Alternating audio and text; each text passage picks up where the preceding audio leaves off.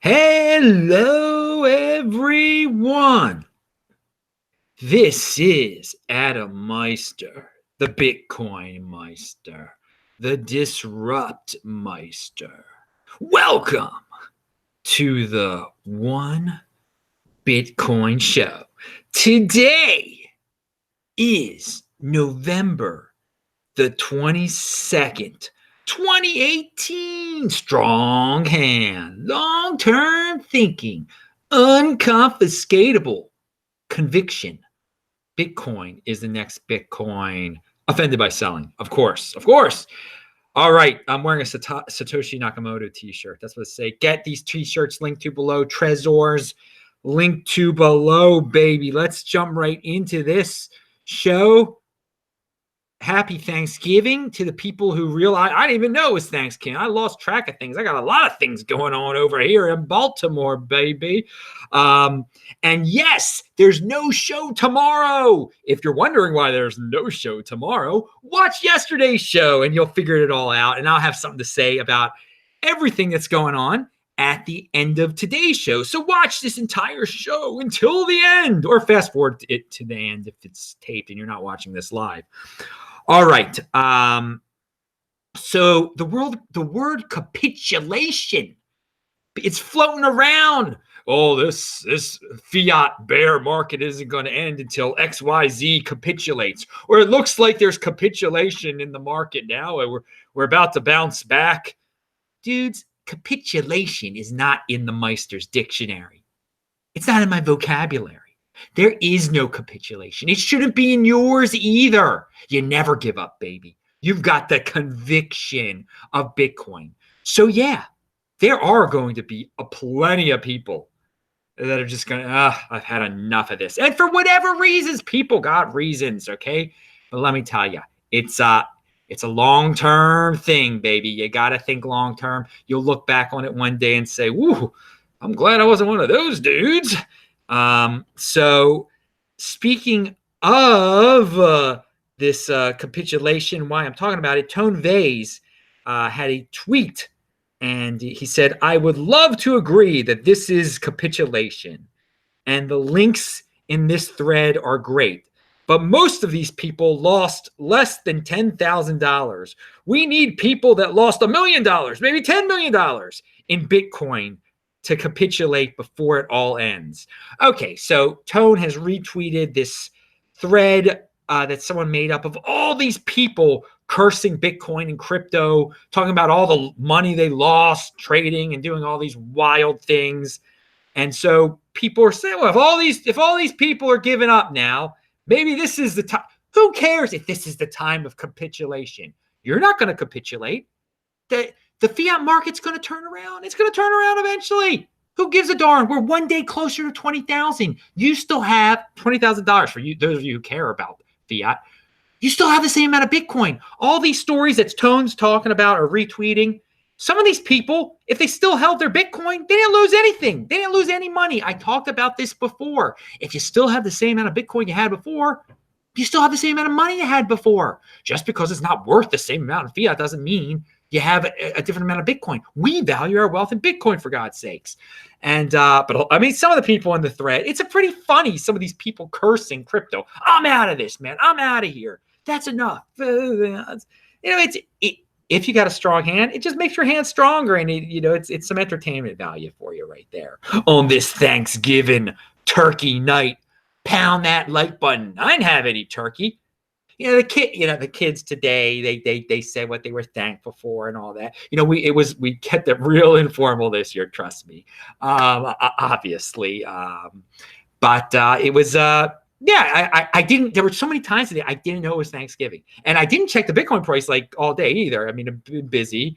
But I finally am now catching up on Twitter and getting a formal show together here for you guys.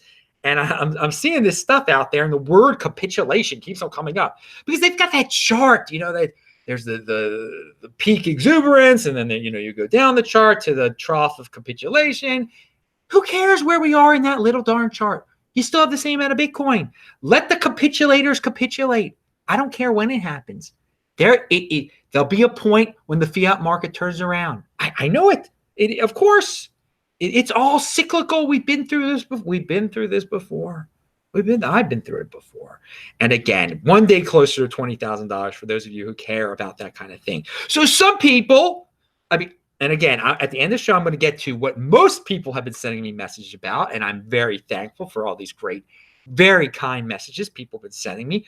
But some people are like, "Hey, did you see Andy Hoffman's tweet? Did you see Andy Hoffman this, Andy Hoffman that?" And Andy Hoffman, actually, I've been talking to him. He is my friend, of course. He's a friend indeed, and Tone is my friend too.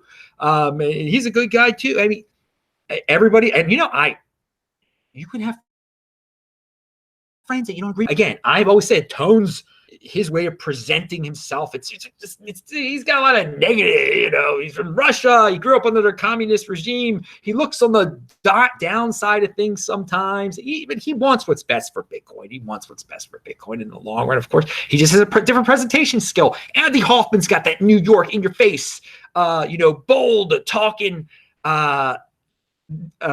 style. Always battling New York. A style of his. And yeah, some people like that. But again, Andy now has he's got this Steemit. I linked to it below, and it's his updated view of Bitcoin and so basically he sold a lot of his Bitcoin. He sold a lot. So I'm a little surprised. Yeah, of course I'm surprised he sold, but he's got his family to take care of and all that stuff. Now he's not saying to do what he did. He gives it, he's been through these. To him, it's a battle. It's a battle. It's always a battle. And that's why I don't like calling this a battle. I don't like calling it. It isn't a war. It isn't a war. We don't have to defeat Rocket Man or Fake Toshi. We don't have, because if you get obsessed with these or worried about these people and get yourself in the war mentality, it's a destructive mentality, and it can eat at you. It can eat at you, and you can whatever. So I mean, I Andy's my buddy and everything like that. So people are asking me, well, if Andy has sold a lot of his Bitcoin, now I don't know if he sold all his Bitcoin. He didn't say he sold all his Bitcoin. Does this mean there's capitulation now? Again, I go back to what I said before, that eventually a lot of people are going to give up. So you're more elite now. Look at it on the bright side. If Andy sold some of his Bitcoin, now somebody else has got his Bitcoin, you still have the same amount of Bitcoin. So you're in great shape. You're in great shape. No, so I don't agree with what Andy did. No, I don't. I mean, I'm in a completely different situation than him. He's been through some battles.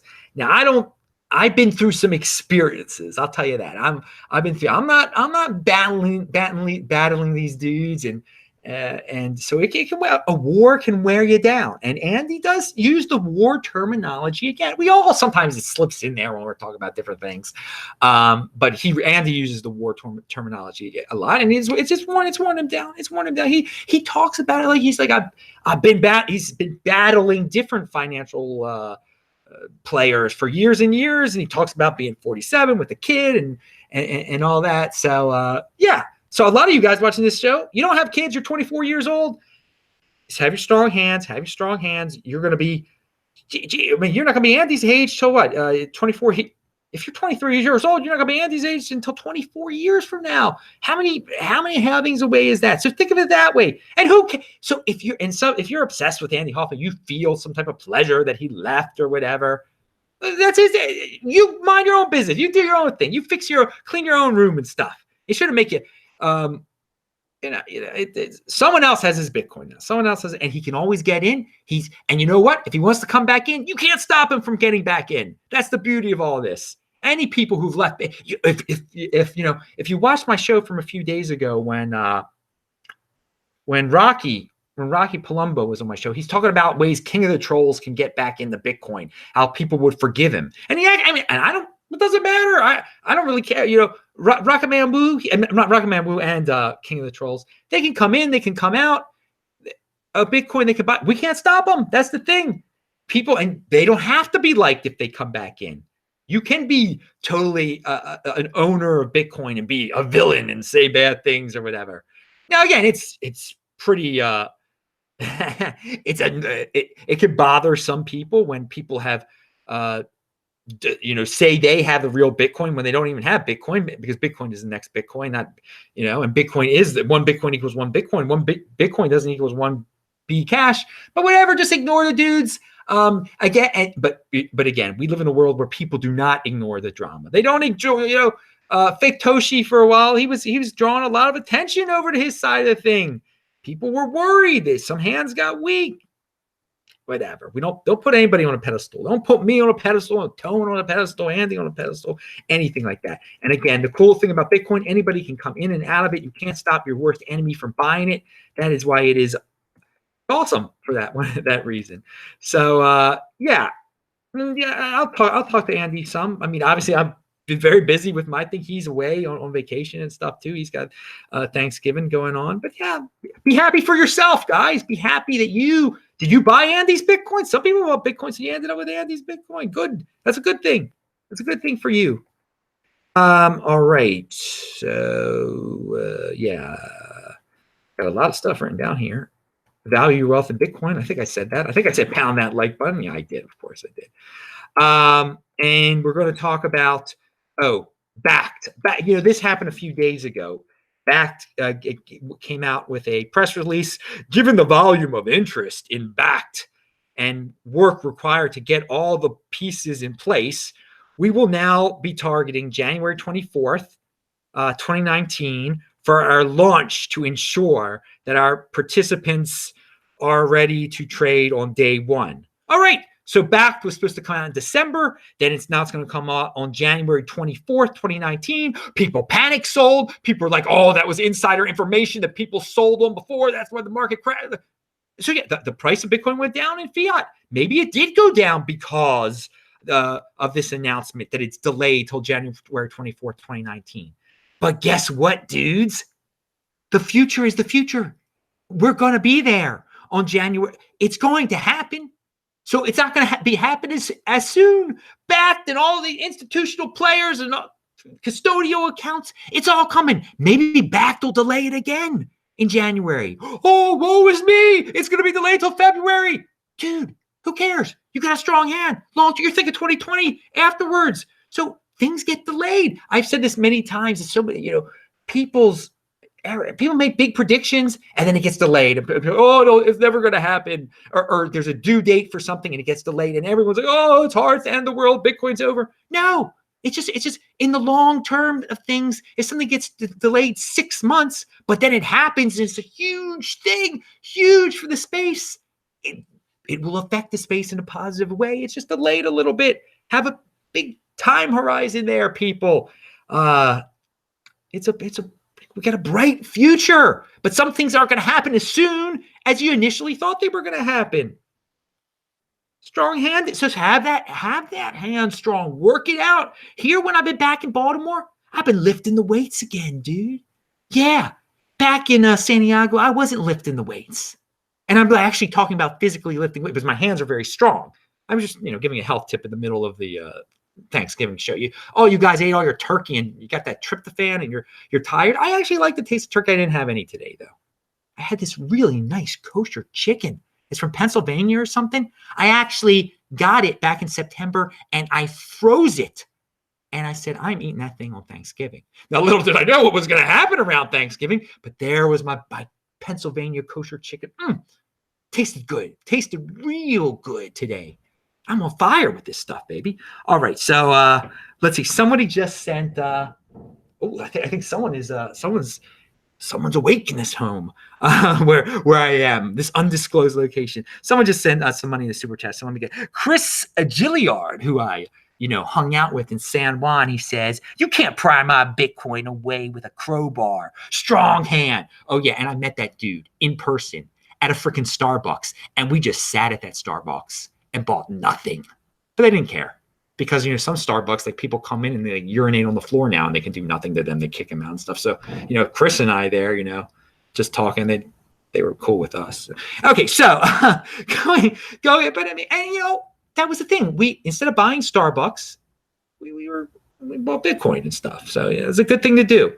You don't get addicted to coffee and all that. Okay. I lost track of things here, but I'm on fire, baby. We got a lot of viewers here. for Thanksgiving night. Dudes, it must have a lot of people outside of America.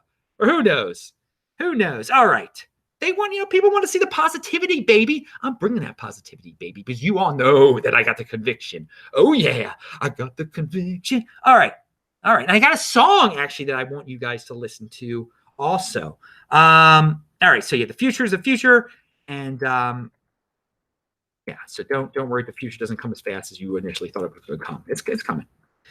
Okay. Leaders are not rulers.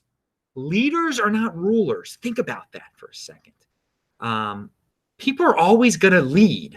You don't have to follow leaders. You don't have to follow them. Okay, you're not forced. They're not dictators. A dictator is a type of ruler. Now, and I'm bringing this up because there was a debate. I actually watched a debate when I was in the San Diego airport. Yeah, I was in the San Diego airport. Little did I know what was going on back in Baltimore, but I was watching Chris DeRose and Aaron Van Weerdum speak, and some people have been disappointed with Chris DeRose lately. I've never liked Chris DeRose's style. He can be very obnoxious. He's such a smart person,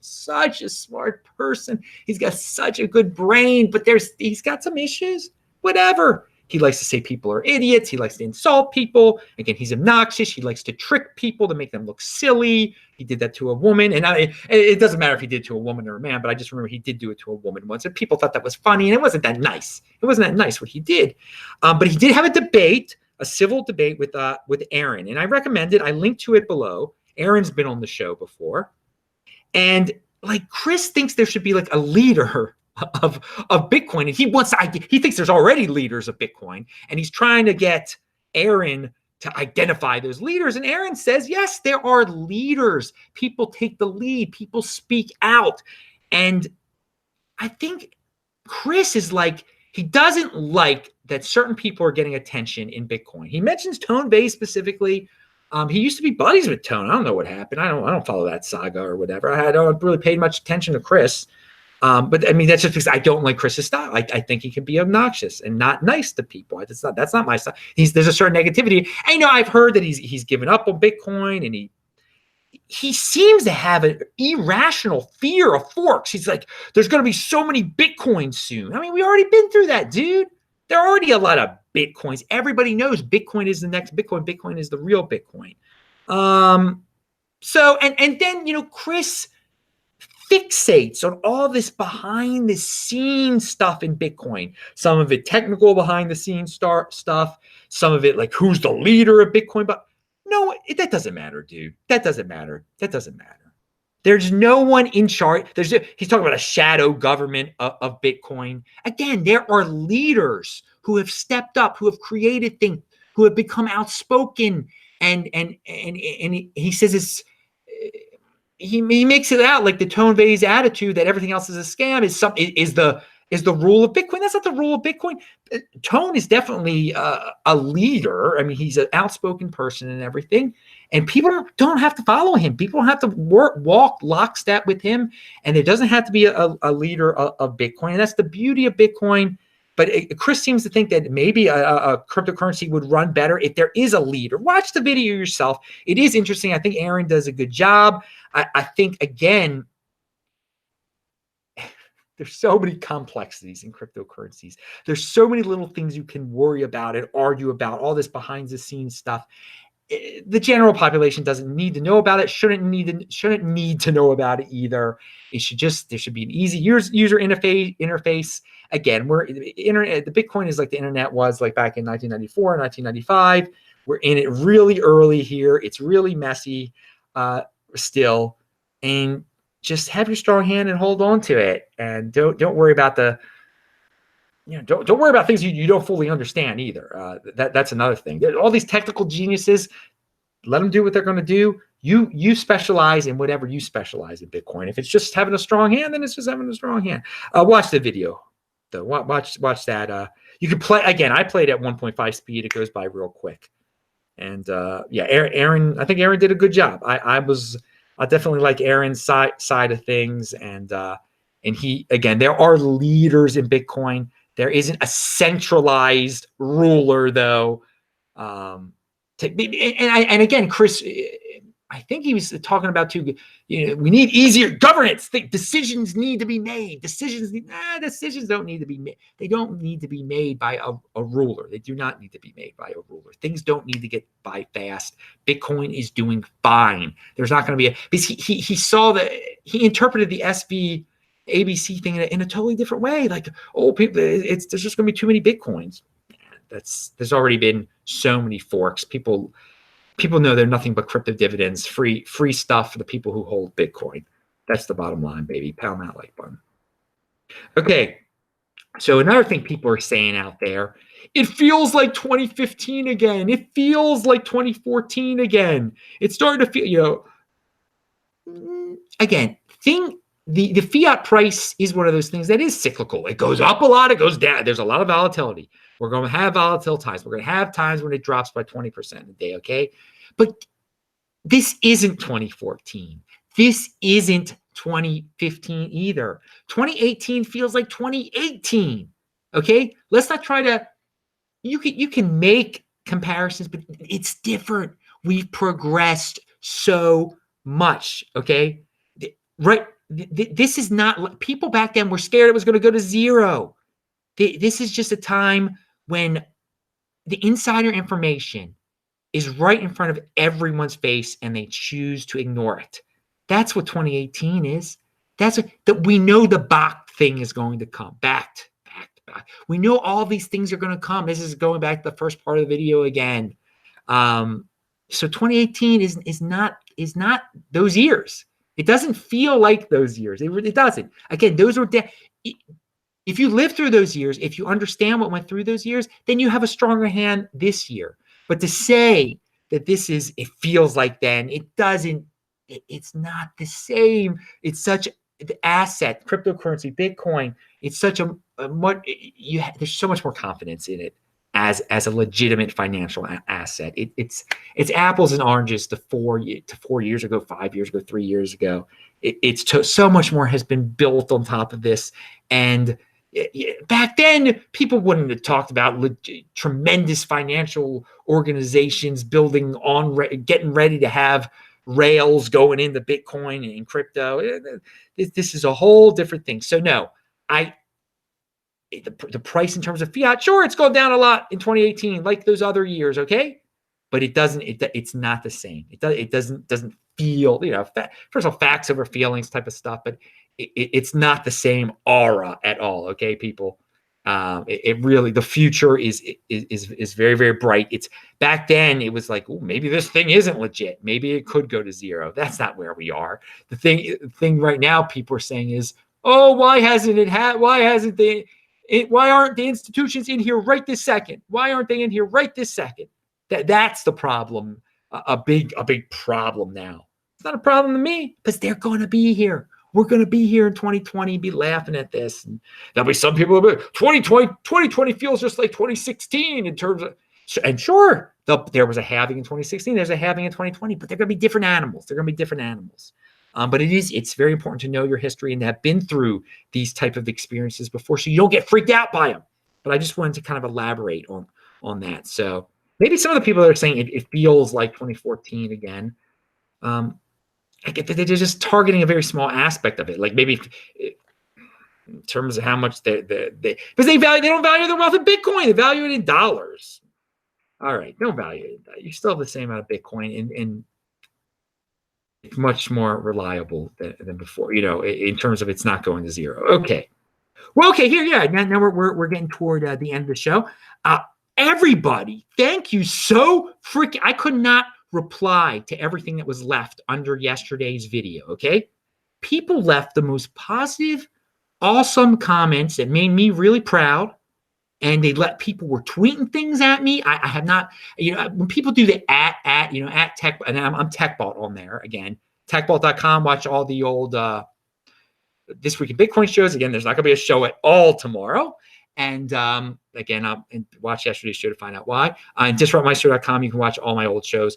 But TechBalt, that's what I am on Twitter. I'm from Baltimore. That's where I am right now. It's where my family's from. My father and his father are from here. And so what was I saying? Yeah. So guys, you left really some really great messages.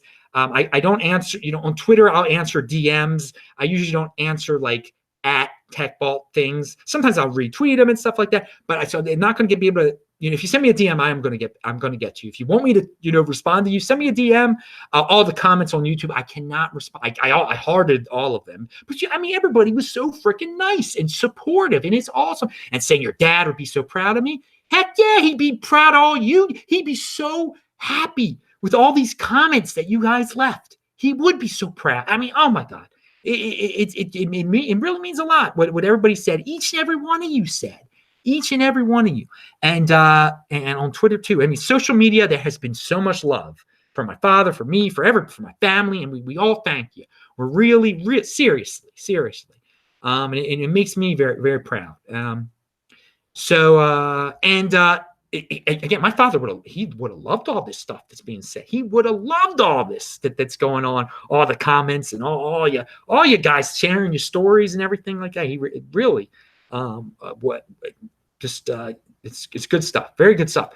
And another thing, my mom was telling me, but my dad had been checking the price here and there, or even checking like every day. Supposedly he was getting into Bitcoin, because I had because he knew I liked it so much and everything. So no, he wasn't freaked out that the price was going down or anything like that.